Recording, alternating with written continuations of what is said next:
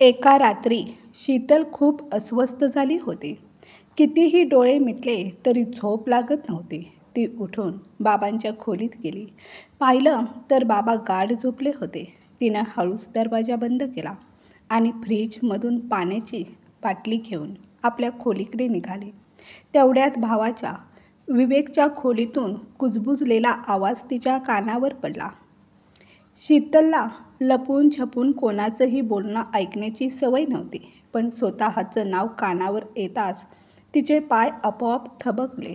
वहिनीचं बोलणं ऐकून तर तिच्या पायाखालची जमीनच सरकली. ती घामाने चिंब ओली झाली. फोनवरून बाबांचा थरथरता स्वर कानावर आला. शीतल बाळा, माहीत नाही का, पण काही दिवसांपासून तुझी खूप आठवण येते. आजारपणानं मला आधीच अपंग बनवलंय. आता तर ना जेवण गोड लागतं, न कुणाशी बोलावंसं वाटतं. या 4 भिंतींमध्ये दम गुदमरून जातोय. आई गेल्यानंतर मी एकटा पडलो, पण विवेककडून तरी अशी अपेक्षा नव्हती. हे अभागी डोळे कधी मिटतील सांगता येत नाही. शक्य असेल तर एखाद्या दिवशी येऊन भेटून जा बाळा.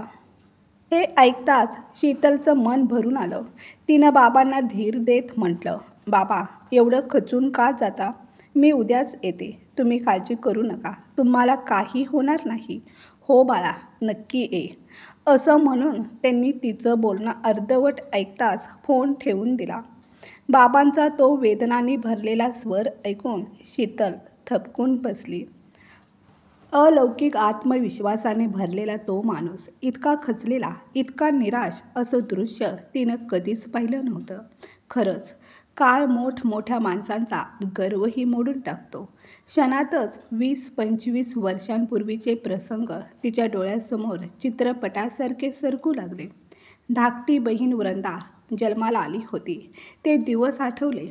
बाबा आणि आजींना मुलगी झाली हे समजताच ते आईला न भेटताच रुग्णालयातून थेट घरी निघून आले होते. त्यांना परतलेलं पाहून शीतलनं आईबद्दल विचारलं, तर बाबा काहीही न बोलता सरळ बेडरूममध्ये गेले. आजी मात्र रागानं तोंड वेंगाटून म्हणाली, कसलं ठीक होणार? हिनं पुन्हा एक मुलगी जन्माला घातली. आपल्या नशिबी मुलगाच नाही दिसतो. तेव्हा निकितानं आजीला विचारलं होतं, पण आजी, आम्हाला अजून एक बहीण झाली आहे. ही तर आनंदाची गोष्ट आहे ना, मग एवढा राग का? आजी संतापून म्हणाली, आनंद कसला? कसली सून पदरी पडली माझ्या. एकामागून एक फक्त मुलीच जन्माला घालते. कुणास ठाऊक केव्हा माझ्या नातवाचं तोंड बघायला मिळणार. शीतल आणि निकिताला बाबांचा व आजीचा एवढा संताप काही कळत नव्हता. त्यांनाही भावाची आस होती खरी, पण मुलगा न झाल्याचा राग आईवर का काढला जात होता हे त्यांना समजत नव्हतं. दोघींनी मैत्रिणीकडे जातो असं सांगून घराबाहेर पाऊल टाकलं आणि थेट रुग्णालयात आईला पाहायला गेल्या. तिथे पोहोचल्या तर काय, आजी आणि मामा आईजवळ बसलेले. आई मात्र अखंड रडत होती. आजी तिला समजावत होती, बाळा, मुली घराच्या खऱ्या लक्ष्मी असतात. त्या घरात असतात तवर मनाला परिपूर्णतेची जाणीव देतात, पण जेव्हा त्या परक्या होऊन जातात तेव्हा आपलं मायेचं सावट मागे ठेवून जातात. मग तू का निराश होतेस? मुलीही मुलांसारखाच वंश पुढे नेतात. मुलगी असो वा मुलगी, झालेली आई तीच खरी ग्रहलक्ष्मी असते. माझ्याकडे बघ, माझ्या 3 मुली आहेत, पण मला त्याचं दुःख झालं का? तुम्ही सगळ्या माझ्या जवळ आहात, माझ्या कामाला हातभार लावता. आजसुद्धा मला गरज भासली तर तुम्हा तिघींमधून कुणी ना कुणी धावून येतंच. आणि तुझ्या काकूकडे बघ, तिला 2 मुलं आहेत, पण तिला मुलाचं सुनेचं सुख आहे का? दोघांनाही आई वडील सोबत ठेवायचे नाहीत. नातेवाईक, मित्रमंडळी, शेजारी सगळे त्यांना टोमणे मारतात. 2 मुलगे असूनही तुम्ही एकटे का राहता? ती कोणाकोणाला काय उत्तर देणार? खरं तर प्रत्येक कुटुंबाची पूर्णता ही मुलगा आणि मुलगी दोघांमुळेच साध्य होते, पण त्यासाठी अनावश्यक दुःख करून मुलाच्या नावाखाली तणावाला घरात स्थान देणं योग्य नाही. प्रत्येक परिस्थितीला सकारात्मक बाजू ओळखून आनंदी राहण्याचा प्रयत्न करायला हवा. दुःख करू नको गं बाळा. तुझ्याच या लेकी तुझं नाव उजळवतील असं म्हणून त्यांनी शीतल आणि निकिताच्या डोक्यावर प्रेमाने हात फिरवला. आजी आणि बाबा कसल्या दगडाचे होते कोण जाणे, पण भविष्यातील आकांक्षांनी त्यांना वर्तमान समजण्याची दृष्टीच हिरावून घेतली होती. आईनं कधीही आजीची सेवा टाळली नव्हती, तरीही मुलगा न होण्याचा दोष कायम तिच्याच माथी मारला जात होता.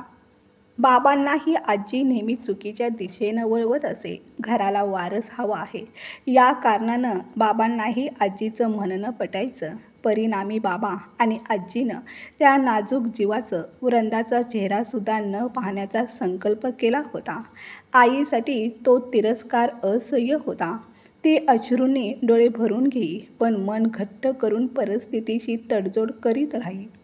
आम्हा तिघींमध्येच तिनं आपलं विश्व शोधलं होतं. सगळी माया, सगळं प्रेम आमच्यावर उधळत होती, पण आजीला ते कधीच रुचत नसे. उलट ती म्हणायची, मुलगा कसा होणार? तू तर सगळा दिवस या दृष्ट मुलींवरच डोळा ठेवतेस. आजीची ती कटू वाणी आईला मनोमन पोखरत असे. जणू स्वतःच्या लेकरांवर माया करणं हीच तिची चूक आहे असं तिला जाणवायचं.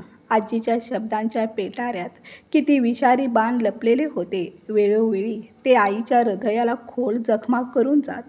आम्ही विरोध करायचा प्रयत्न केला तरी आई नेहमी थांबवत असे, कारण तिलाही ठाऊक होतं आमच्या एका शब्दामागे 100 टोमणे ऐकावे लागतील आणि तिच्या वेदना आणखी वाढतील. आई एका साध्या मध्यमवर्गीय कुटुंबातील मुलगी होती. बाबांना तिचं सौंदर्य भावलं म्हणून त्यांनी लग्न तर केलं, पण मुलगा न झाल्यामुळे तिला कायम उपेक्षा आणि मानसिक त्रास सहन करावा लागला. आई खूप सहनशील होती. कदाचित याच गुणामुळे होणाऱ्या अन्यायाला ती निशब्द सहन करत राही. असं नव्हतं की तिला कधी वाईट वाटत नव्हतं किंवा विरोध करायची इच्छा होत नव्हती, पण मनात घट्ट झालेल्या हीन भावनेमुळे तिला ते जमत नसे. त्यातही 3 अल्पवयीन मुलींना घेऊन ती कुठे जाणार होती? आजी आणि बाबांच्या टोचण्यानं दुखावलेली आई एकटी बसून रडताना शीतलनं अनेकदा पाहिलं होतं. एकदा तर तिनं धैर्य एकवटून विचारलं, आई का रडतेस? तेव्हा आई तिच्या गळ्यात पडली आणि व्यथित आवाजात म्हणाली, बाळा तू आत्मनिर्भर हो. अशी हो की तुला कोणासमोर वाकावं लागणार नाही. स्वतःचा निर्णय तू स्वतः घेऊ शकशील. आजीला बाबांव्यतिरिक्त अजून 2 मुलगे होते, पण ते बहुतेक वेळ आमच्या जवळच राहत, कारण त्यांच्या बायकांशी पटत नसे. शेवटी प्रत्येक स्त्री आईसारखी सहनशील नसतेच ना, पण ते मुलगे आईला फारसं सांभाळायचे नाहीत. कधी आजी त्यांच्या घरी गेली तर 8 ते 10 दिवसांपेक्षा जास्त थांबत नसे. तरी देखील आईनं केलेल्या तिच्या सेवेची आजीनं कधी कदर केली नाही. दोष नसतानाही दोषारोप करायचीच आणि आई तिच्या रागाची बळी ठरत राहिली. कदाचित हीच माणसाची प्रवृत्ती असते. जो जेवढा दबतो त्याला तेवढंच अधिक दाबलं जातं. बाबांना मात्र मुलाची आस होती आणि शेवटी आई पुन्हा दुसऱ्या वर्षी गरोदर राहिली. वडिलांची मुलासाठीची तीव्र ओढ आणि मुलीविषयींची उदासीनता यामुळे त्यांच्या लहानशा मनात प्रचंड गोंधळ निर्माण झाला होता. शीतलनं मनोमन ठरवलं ती खूप अभ्यास करणार, कारण आई केवळ लेकरं जन्माला घालण्याचं यंत्र बनून राहिली होती. सतत ढासळणाऱ्या शारीरिक स्थितीमुळे तिला हवं असूनही त्यांच्या भविष्यासाठी काही करणं शक्यच नव्हतं. जरी गर्भातील भ्रूणाची तपासणी करण्यासाठी अल्ट्रासाऊंड करणं गुन्हा असलं तरी पैशाच्या जोरावर कुणालाही विकत घेता येतं. यावेळी अनर्थ टाळण्यासाठी भीतीच्या आधारेच अल्ट्रासाऊंड करण्यात आलं. समजलं की गर्भात मुलगी आहे. आजीनं गर्भपात करण्याचा निर्णय जाहीर करून टाकला. आई डोळ्यात पाणी आणून असहाय्य बकरीसारखी खाटीकाकडे निघाली. जेव्हा ती हॉस्पिटलमधून परत आली तेव्हा आजी पाय आपटत देवघरात जाऊन बसली आणि बाबा तर पहिल्यांदाच बाहेर गेलेले होते. आई आपल्या खोलीत बसून रडू लागली. आईला रडताना पाहून निकिता आणि शीतलही रडू लागल्या. नंतर समजलं की गर्भात मुलगी नव्हती तर मुलगा होता. अल्ट्रासाऊंड रिपोर्ट हॉस्पिटलमधील स्टाफच्या बेजबाबदारपणामुळे बदलला गेला होता. निसर्गाने निरपराध जीवाचा जीव घेण्याचा अपराध करणाऱ्याला दंड दिला होता. यावेळेस बाबा पण उदास, हताश दिसत होते. ज्या मेडिकल सायन्सवर त्यांना एवढा विश्वास होता, ज्यावर विश्वास ठेवून त्यांनी आपल्या नशिबाचा निर्णय घेणार होते, त्यांनाही धोका दिला. आता कोणाच्या शरणी जावे? त्या तिघीही वडिलांच्या स्नेहाच्या अपेक्षेने त्यांच्या भोवती फिरत होत्या. प्रत्येक छोटं काम आपल्या लहान हाताने करून त्यांचं मन जिंकण्याचा प्रयत्न करत होत्या. पण त्यांचा त्याच्यावर काहीही परिणाम होत नव्हता. वडील आपल्या व्यवसायात एवढे व्यस्त राहत होते किंवा व्यस्त राहण्याचा प्रयत्न करत होते की वाटायचं त्यांच्याकडे वेळच नाही. घरी असताना नेहमी हातामध्ये फोन असायचा. मोठमोठ्या फायलांमध्ये डोकं लपवून बसायचे आणि आईबरोबर फारसे बोलत नव्हते. घर खर्चासाठी आईच्या हातावर पैसे देऊन आपलं कर्तव्य पूर्ण झाल्याचं भासवलं जात असे. आईने आपल्या परिस्थितीशी तडजोड केली होती, पण वडिलांच्या प्रेमापासून वंचित झालेल्या त्या तिघी त्यांचा कोरडेपणा आणि वागणं सहन करू शकत नव्हत्या. जेव्हा त्या आपल्या वयाच्या मैत्रिणींना वडिलांसोबत गोडवे करताना पाहत होत्या, तेव्हा त्यांचं मन उदास होत असे. एवढंच नाही तर वडिलांनी वाढदिवसाला एखादी भेट दिली की नाही, आपल्याबरोबर फिरायला नेलं की नाही, हेही तिला आठवत नव्हतं. तिला कळत नव्हतं की या जगामध्ये जन्म घेऊन तिनं किंवा तिच्या बहिणीने कोणता अपराध केला होता. स्वतः त्या या जगात आल्या नव्हत्या. त्यांना जन्म देणारे आई वडील होते. मग आमच्याशी असा व्यवहार का? त्यावेळी तिने स्वतःची समजूत काढली. कदाचित बाबा कामात इतके व्यस्त असतात की खरोखरच त्यांना बोलायला वेळ मिळत नाही. त्यांना त्यांच्या मोठ्या व्यवसायासाठी योग्य अधिकारी न मिळाल्यामुळे त्यांचं वागणं नकळत सर्वांसमोर अस्वाभाविक आणि अनियंत्रित दिसत असे.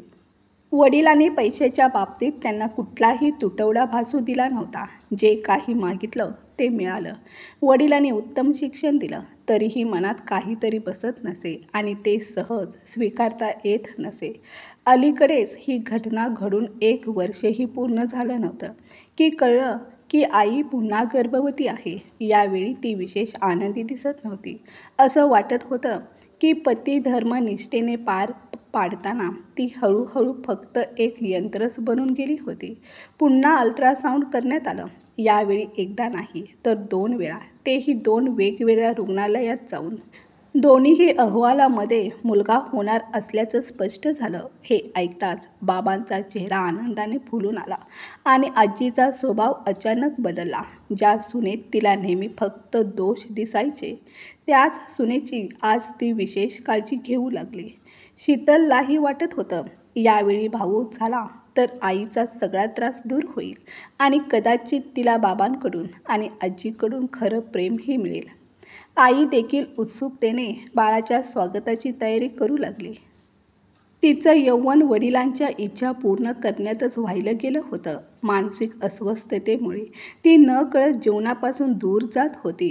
जीवनाबद्दलचा उत्साह आणि आकर्षण तिच्यातून संपल्यासारखं झालं होतं.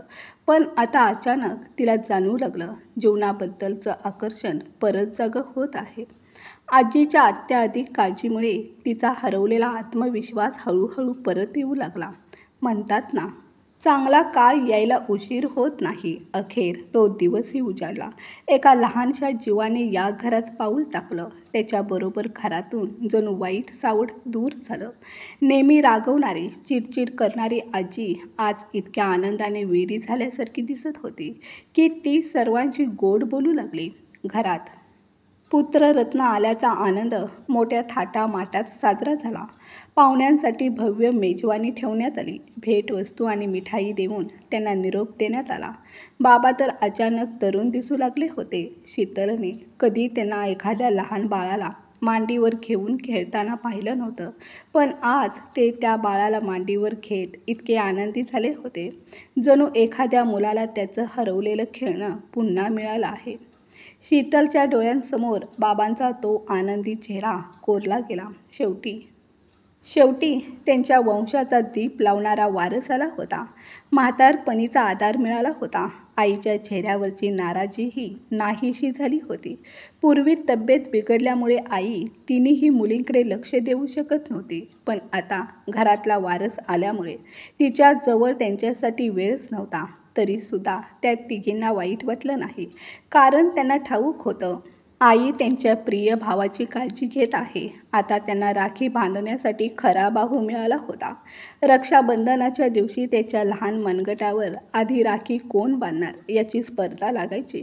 तो मात्र शैतानासारखा इकडून तिकडे धावत सर्वांना त्रास द्यायचा. त्याच्या खोड्या पाहून आजी हसत हसत डोळे पुसायची. तिचा हा बदल पाहून असं वाटायचंच नाही की तीच ती पूर्वीची कठोर आजी आहे. काळ नदीच्या प्रवाहासारखा पुढे जात राहिला. शीतलची इंजिनिअरिंगमध्ये निवड झाली तेव्हा आई आनंदाने उजळून निघाली. पण वडील निर्विकार राहिले. कदाचित तिच्या यशाने त्यांना काही फरकच पडत नव्हता. आजी मात्र वडिलांना म्हणाली, जास्त शिकवल्यावर मुलींचं डोकं फिरतं. माझं ऐक, एखादा चांगला मुलगा बघा आणि तिचं लग्न करून टाका. वडिलांनीही मान डोलावली. हे पाहून निकिता आणि वृंदाही कठोर मेहनत करू लागल्या.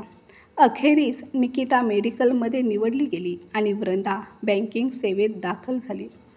त्यांना त्यांच्या ध्येयाकडे वाटचाल करताना पाहून आई खूप आनंदी झाली. काळाच्या ओघात त्यांचे विवाहही पार पडले. विवेकला इंजिनिअरिंगमध्ये प्रवेश मिळाला. पण त्याचवेळी आजीचं निधन झालं. तिच्या जाण्यानंतर आई एकटी पडली. विवेक हॉस्टेलमध्ये होता आणि वडील कामानिमित्त घराबाहेरच असायचे. हळूहळू आई अनेक आजारांनी ग्रस्त होऊ लागली. निकिता आणि तिचा नवरा संजय यांनी मिळून आपलं नर्सिंग होम उभारलं होतं. संजय हा निकिताचा वर्गमित्र होता. लहानपणीच त्याच्या आई-वडिलांचं निधन झालं होतं, म्हणून त्याच्या आत्तीनेच त्याचा सांभाळ केला होता. निकिताचा जवळचा मित्र असल्यामुळे तो नेहमीच त्यांच्या घरी यायचा.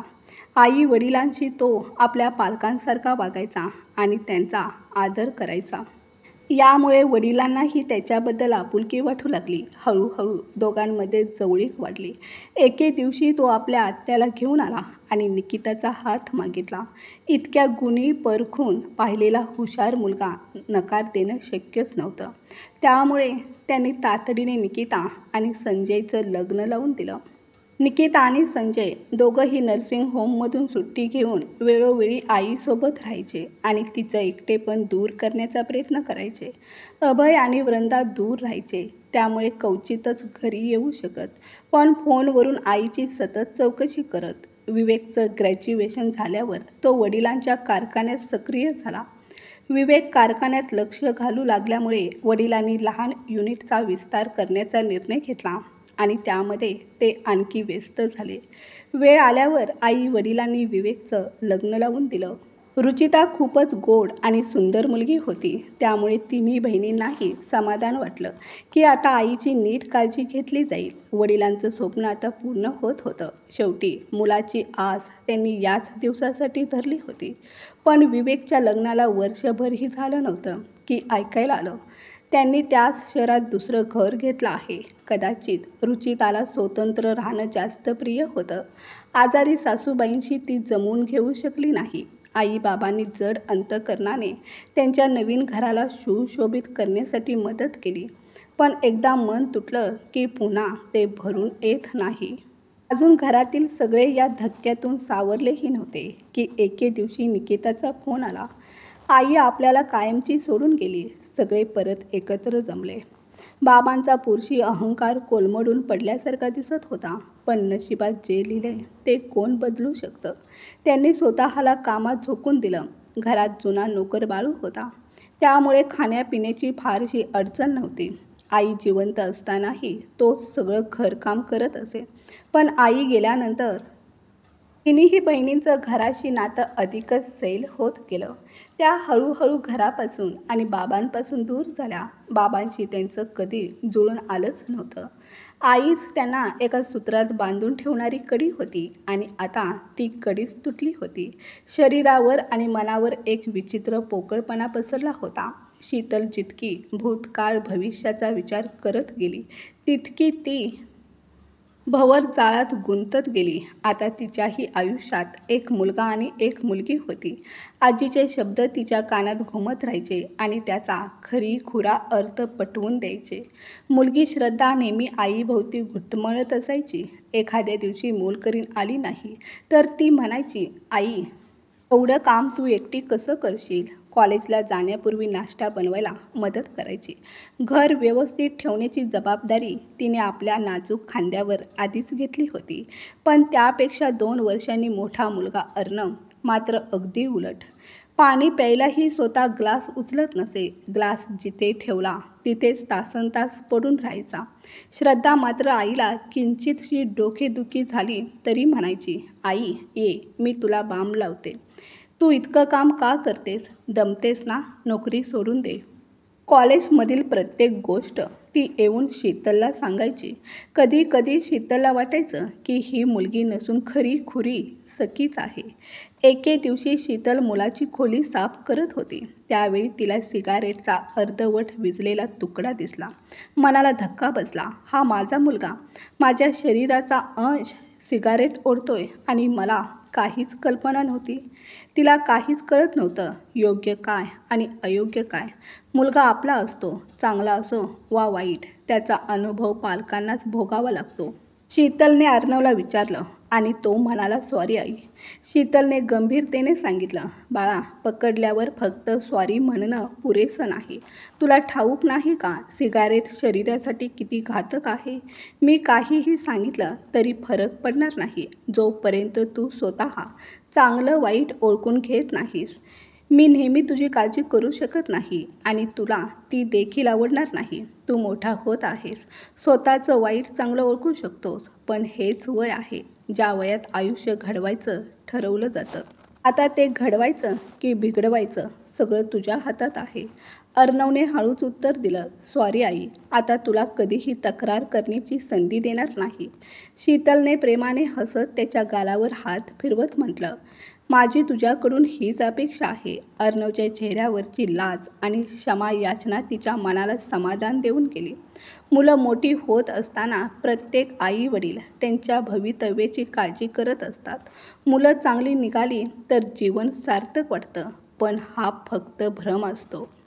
आई वडील आपलं कर्तव्य कितीही मनापासून पार पाडतात तरी आपल्या उंच भरारीत आणि तारुण्यात मुलं नेहमी त्यांच्या म्हाताऱ्या विवश आई वडिलांबद्दल कर्तव्य बजावू शकतातच असं नाही. काही दिवसांपूर्वीच बाबांना पक्षाघाताचा झटका आला. त्यांचं अर्ध शरीर निष्क्रिय झालं होतं.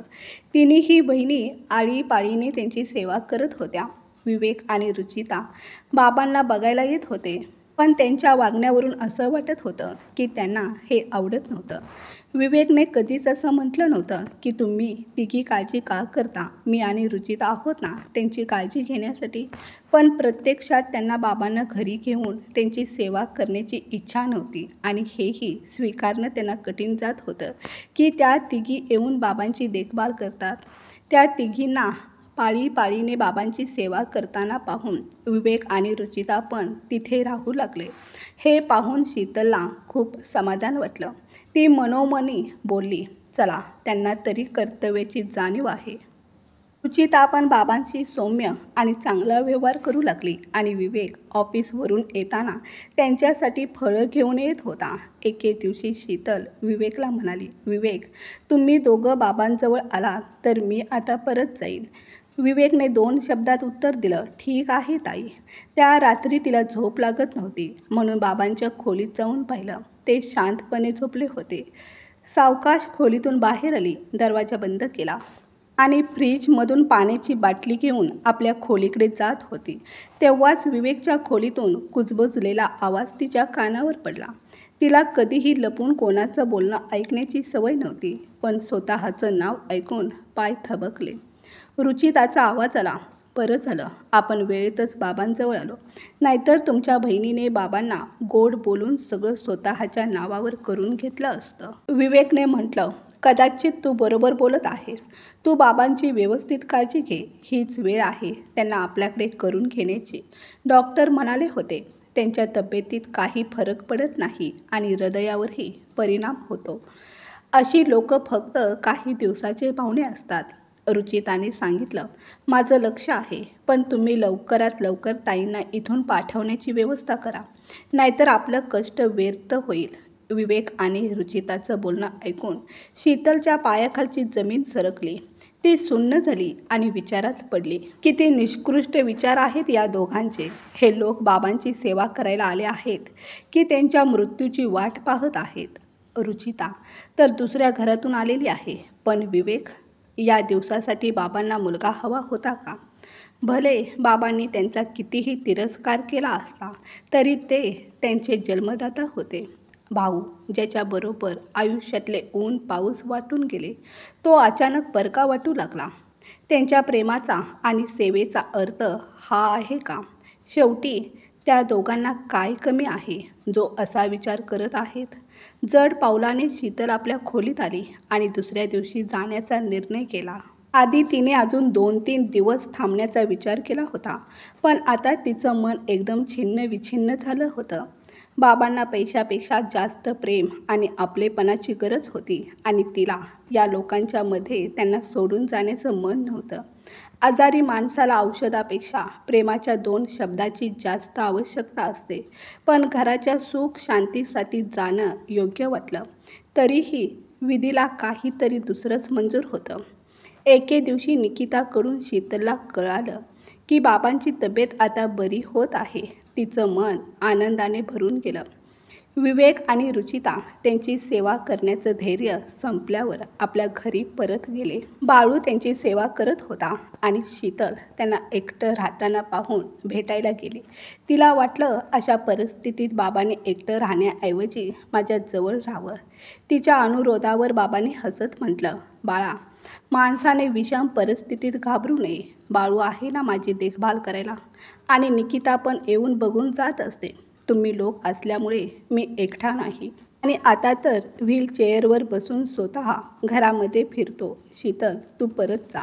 माझ्यासाठी तू का तुझ्या मुलांकडे आणि घराकडे दुर्लक्ष करत आहेस? जेव्हा गरज लागेल मी तुला बोलावून घेईन. वडिलांच्या ओठावर हलकंसं स्मित होतं. डोळ्यात अश्रू चमकत होते. त्यांचा प्रेमळ शब्द ऐकून शीतलला सुखद आश्चर्य वाटलं. कदाचित त्यांना आता त्यांच्या निस्वार्थ प्रेमाची खरी किंमत समजली होती. वेळेनुसार त्यांच्या मनोवृत्तीत बदल झाला, पण मुलासाठी केलेली उपेक्षा मनात होती. तरीही ती त्यांना त्रस्त आणि विवश पाहून धावत येत होती. स्त्रीच्या मनाची मानसिकता अशी असते. घरासाठी, मुलांसाठी ती स्वतःला पूर्णपणे अर्पण करते, कोणताही स्वार्थ न ठेवता.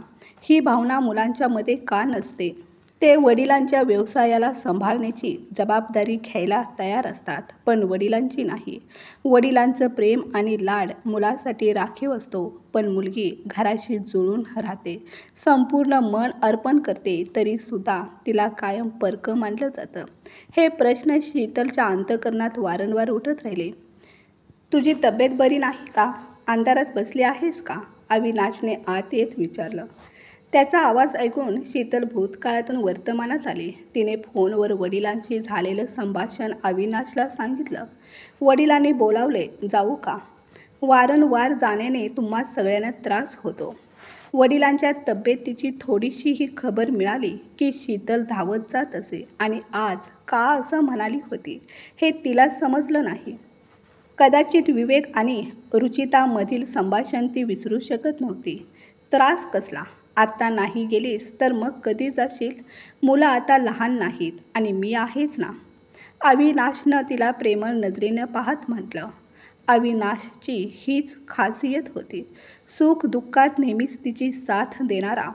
पुन्हा एकदा घराची जबाबदारी त्याच्यावर सोपवत शीतल पहिल्याच ट्रेनने निघाली. घरी पोहोचली तेव्हा काय पाहते, वडील खाटेवर पडले होते. निकिता आणि वृंदा आधीच तिथे होत्या. शीतलला पाहताच वडिलांच्या डोळ्यात चमक आली. आत वाऱ्याने तिला जवळ बोलावलं आणि म्हणाले, तू म्हणायचीस ना, मी तुम्हा तिघींवर कधी प्रेमच केलं नाही, बघ, हे डोळे फक्त तुझीच वाट पाहत होते बाळा. माझी जाण्याची वेळ आता जवळ आली आहे. तू मोठी आहेस. सगळ्या कुटुंबाला एकत्र बांधून ठेव. बाबा, तुम्ही असं का बोलताय? तुम्ही बरे व्हाल. आम्ही तुम्हाला कुठेही जाऊ देणार नाही. शीतल भावूक स्वरात निकिताकडे बघत म्हणाली. निकिता, बघ ना, बाबा काय बोलतायत. ताई, धीर धर. निकिता एवढंच बोलू शकली. पण त्यानंतर वडील काहीच बोलू शकले नाहीत. विवेक कामानिमित्त बाहेर गेला होता आणि रुचितासुद्धा त्याच्यासोबत होती. वडिलांची प्रकृती पाहून शीतलनं त्यांना बातमी कळवली होती. पण त्यांच्या येण्यापूर्वीच वडिलांनी या जगाचा निरोप घेतला होता. त्यांचा आत्मा परमेश्वरात विलीन झाला आणि एका युगाचा अंत झाला. आठवणी ज्या त्यांच्या हृदयात कोरल्या गेल्या होत्या आता इतिहास बनल्या. आईच्या निधनानंतर शीतलचं माहेर हरपलं होतं. पण वडील असल्यामुळे या घरात यायचं तरी एक कारण होतं. ते घर जिथे त्यांचं बालपण गेलं होतं. अनेक आठवणी जोडलेल्या होत्या. पण आता सगळं परकं झालं होतं. ही विचारधारा शीतलला वेडवत होती. विवेक येताच वडिलांच्या अंतिम यात्रेला संपूर्ण कुटुंब निघालं. सगळे एकत्र होते, पण तोंडावर शब्द नव्हते. असली तरी वेदनादायी विचित्र वेळ होती ती. विवेक आणि रुचिता घराचा मुलगा सून असल्यामुळे सर्व रीतिरिवाज तेच पार पाडत होते. पण वडिलांसमोर असतानाच त्यांनी खरंच आपलं कर्तव्य निभावलं असतं तर कदाचित शेवटच्या क्षणी वडील इतके एकटे आणि असहाय्य झाले नसते. अजून अंतिम संस्काराची विधी सुरूच होती तेव्हा वडिलांचे जिवलग मित्र ॲडव्होकेट शरद जोशी म्हणाले. मरण्याच्या आठवडाभर आधीच त्यांनी मला बोलावून आपलं मृत्यूपत्र लिहून घेतलं होतं. हे ऐकून विवेक दचकला आणि रुचिताही गडबडलेली भासली.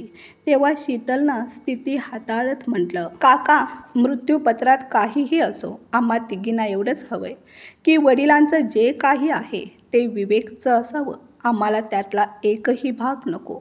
शीतलच्या शब्दांवर निकिता आणि वृंदा मौनानं होकार दिला आणि विवेक रुचितानंही सुटकेचा निश्वास टाकला. वडिलांच्या 13व्या नंतर त्यांचं मृत्यूपत्र वाचण्यात आलं. त्यात कारखाना आणि घर विवेकच्या नावावर करण्यात आलं होतं. तर इतर संपत्तीचे 4 भाग होते. घराच्या पाठीमागच्या खोलीत जो बाळू राहत होता ती खोली त्याच्या नावावर करण्यात आली होती. त्या तिघींनीही आपापला हिस्सा त्याच वेळी विवेककडे सोपवला. मात्र त्यांच्या आग्रहाला मान देताना विवेकच्या मनात थोडी द्विधा निर्माण झाली. तेव्हा शीतल म्हणाली, विवेक, तुला ठाऊक आहे, वडिलांसाठी मुलाचा दर्जा नेहमी मुलींपेक्षा मोठा राहिला. पण आज त्यांनी मुलगा मुलगी यात भेद न करता आमचाही मान वाढवला. याहून अधिक काय हवं? वडिलांचं जे काही आहे ते तुझंच आहे आणि तुझंच राहील. आज आमच्या जवळ नाव, कीर्ती, सन्मान, सुख, समाधान आणि शांती आहे. तीही वडिलांचीच देणगी आहे. मग भौतिक वस्तूंची लालसा कशाला? फक्त एकमेकांच्या हृदयात जागा राहावी, प्रेम टिकावं, हीच आमची इच्छा आहे आणि हीच वडिलांची शेवटची इच्छा होती. शीतलचे शब्द ऐकून विवेकच्या डोळ्यात पाणी आलं. तो म्हणाला, ताई, मला माफ कर. मी स्वार्थी बनलो होतो. त्यामुळे तुमच्या सगळ्यांच्या निस्वार्थ प्रेमाचं मूल्य ओळखू शकलो नाही. पण आता हे घर जसं आहे तसंच कायम राहील. आई बाबा नाहीत म्हणून काय झालं? मी त्यांचं कर्तव्य, त्यांच्या साऱ्या जबाबदाऱ्या निभावीन. भावूक स्वरात असं म्हणत विवेकनं शीतलचा हात घट्ट धरला. हो विवेक, पण एक गोष्ट लक्षात ठेव. बाळूने कायम बाबांची सेवा केली. त्याला त्याच्या हक्कापासून वंचित करू नकोस. विवेकचे भावूक शब्द ऐकूनही शीतलनं निर्विकार स्वरात उत्तर दिलं. शीतल अजूनही विवेक आणि रुचिताचं बोलणं विसरलेली नव्हती. ताई, तू नक्की ठाम राहा. बाळू जसा बाबा असताना राहत होता तसाच इथून पुढेही राहील, विवेक म्हणाला. शीतलच्या पाठीमागे उभी रुचिता, तिचा चेहराही विवेकसारखाच भावनांनी भरलेला दिसत होता. शीतल मनात विचार करत होती, बाबांना मुलाची अपेक्षा होती हे चुकीचं नव्हतं. एका संपूर्ण कुटुंबासाठी मुलाची आणि मुलीची आवश्यकता असते. बहिणीकडून भावाला आईसारखं वात्सल्य मिळतं तर भावाकडून बहिणीला वडिलांसारखं स्नेह आणि सुरक्षा. कुटुंबरूपी झाडाच्या प्रत्येक फांदीचं स्वतःचं महत्त्व असतं. पण त्यासाठी झाडाची मुळे मजबूत असणं अत्यावश्यक आहे. असं होऊ नये की एका फांदीचं संरक्षण करण्यासाठी दुसरी फांदी तोडली जावी किंवा कोमेजून जावी. भेदभाव केल्याने फांद्या नक्कीच नष्ट होतील आणि झाडही भरभराट होऊ शकणार नाही. ह्या शाश्वत सत्यावरच संपूर्ण जीवन उभं आहे. पण आपण माणसं हे सर्व माहीत असूनही आयुष्यात या शाश्वत सत्याला कधीकधी अंगीकारू शकत नाही. शीतलला आनंद याचाच होता की विवेक आणि रुचिताच्या वागण्यानं त्यांच्या कुटुंबाला स्नेहाच्या घट्ट धाग्यात गुंफून टाकलं होतं. आई वडिलांनी लावलेले रोप पुन्हा प्रेम आणि ममतेच्या फुलांनी फुलू लागलं आणि कदाचित शतकानुशतकं त्यांच्या रूपात आपला सुगंध दरवळत राहील. पण हे तेव्हाच शक्य आहे जेव्हा आपण मनात उगवलेली अविश्वासाची रोपं उपटून टाकू आणि त्याच्या जागी विश्वासाची रोपं लावू. मित्रांनो, कथा आवडली असेल तर कथेला लाईक शेअर करा. चॅनलवर नवीन असाल तर प्लीज आपल्या चॅनलला सबस्क्राईब करा. कथा ऐकल्याबद्दल आणि वाचल्याबद्दल धन्यवाद.